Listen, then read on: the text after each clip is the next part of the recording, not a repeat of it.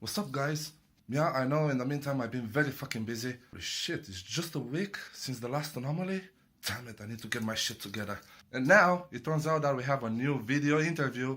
This time, get ready to meet Seagrave, aka EverLight. Yep, that guy with, nice beautiful mask, shiny stuffs. Brr. But anyway, enough talking. You guys ready? 3, 2, 1.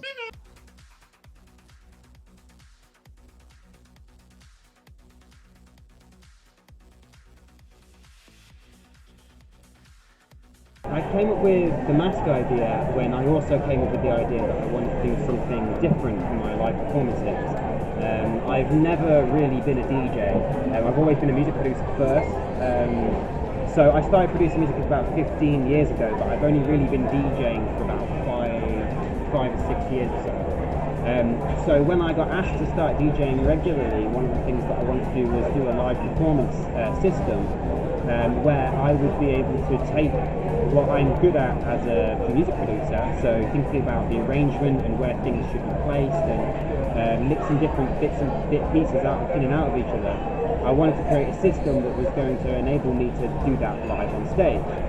And while I was creating it, I also stumbled upon, while researching it, some really cool things that people were doing with Ableton Live and lights and different bits and pieces. People were syncing up Ableton Live to like these custom built light rigs and stuff on YouTube, and I thought that was really cool. So I thought I wanted to do something a bit similar. And actually, at first, I had these different ideas for I had like all sorts of different ideas. Like I had like an idea for like a sleeve that went down on my arm and it had lights in it and stuff. I eventually ended up settling on the mask because I thought that it would be a really, really interesting way of expressing the music. So I decided, basically the idea behind the mask is that it's an extra layer of expression between myself and the crowd when I'm playing. It's something that I can control on stage. I can control the colours on it, I can control how fast it flashes, how slow it goes, the different patterns. And the idea is essentially it's like a little extra something that allows me to kind of express how I'm feeling with the music and how I want the crowd to feel with the music. And that's the idea behind the mask.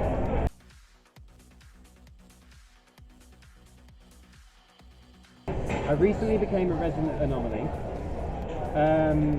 I suppose it happened because I have had quite a lot of success lately with my productions and also with my sets, and I've started to make a little bit of a name for myself.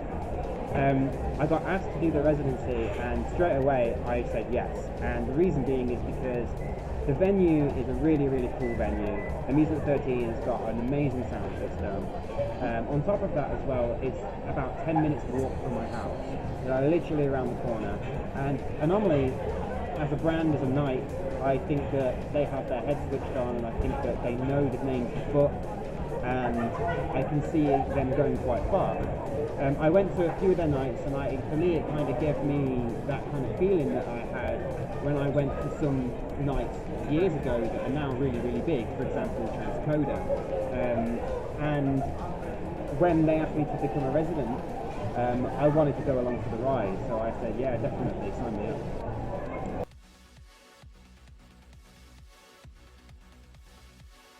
Yeah, I've worked on all sorts of music, electronic music styles, quite varied.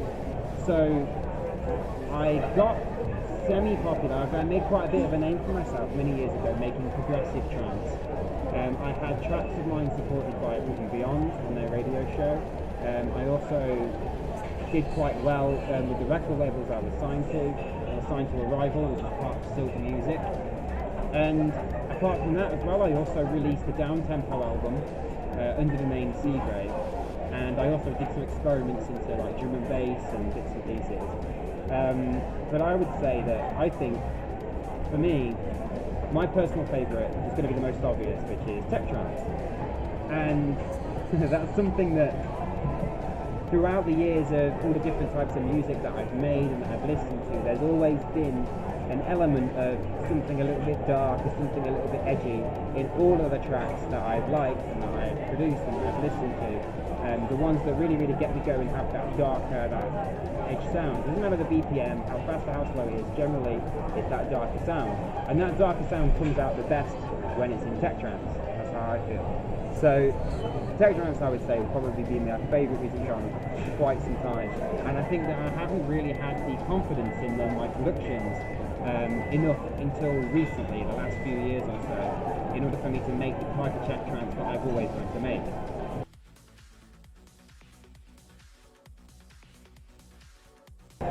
I've had a wicked year for gigs this year. I played, obviously I became a resident of Anomaly this year. I played Trance Sanctuary, which is one of my favourite gigs. I'm playing my first international gig at Horizons in next week in Ireland. And I'm also going to be playing at Anomaly again in December. In terms of what's going on in the future, there's lots of stuff happening with Anomaly. I'm going to be involved with them. I have a few gigs in London coming up early next year. But at the moment, I think I'm focusing on finishing up the gigs that I'm doing until the end of the year, and then next year I'll be focusing on trying to get some really high quality gigs going on.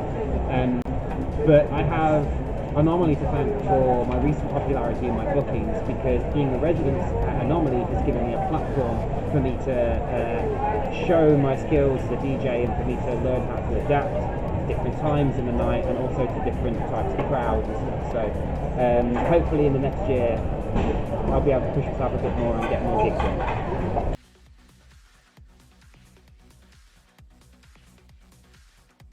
I'm actually, disclaimer, I'm actually a massive geek.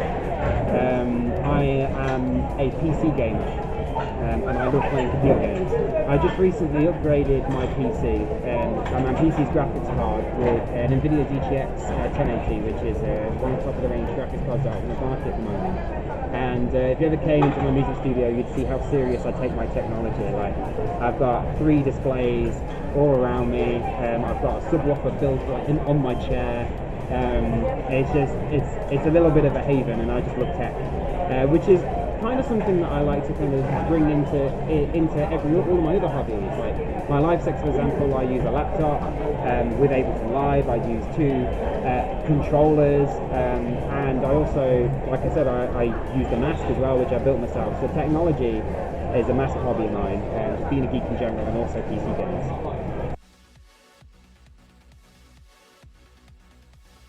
I just finished a new track, literally this week, on Wednesday, and I'm currently in the process of trying to get that signed to one of my favourite record labels at the moment. I've submitted it to them, we'll see what happens. Won't say any more than that.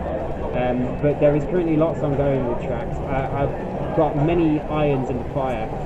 I think at the moment I have, I'm just checking, I've got 6-7 tracks on backburner at the moment. Tracks which are either signed and awaiting release dates, or I have yet to be signed. Most of them have already been taken, so we're just waiting for them release dates and stuff to get announced. Lots more without burst coming out. A track on Defcon being released next week, and also lots of other odds and ends coming out as well. So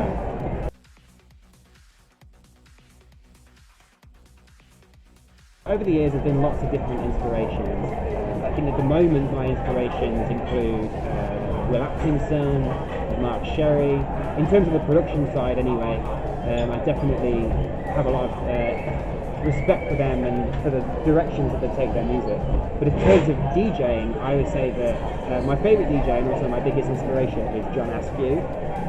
The way that he DJs and his mixing style is something which I have kind of studied quite a fair bit, and I'm trying to kind of work my way towards, while also injecting it with a little bit of my own style and layering up tracks and doing like on-the-spot remixes and stuff using my library. I think in the past, DJs and producers that have inspired me include Paul Van Dyke, also people like Activa, and Above and Beyond back in the day when I very first started getting into trance music. They were the kind of a segue. So I found out about trance music for the most part was through Above and Beyond.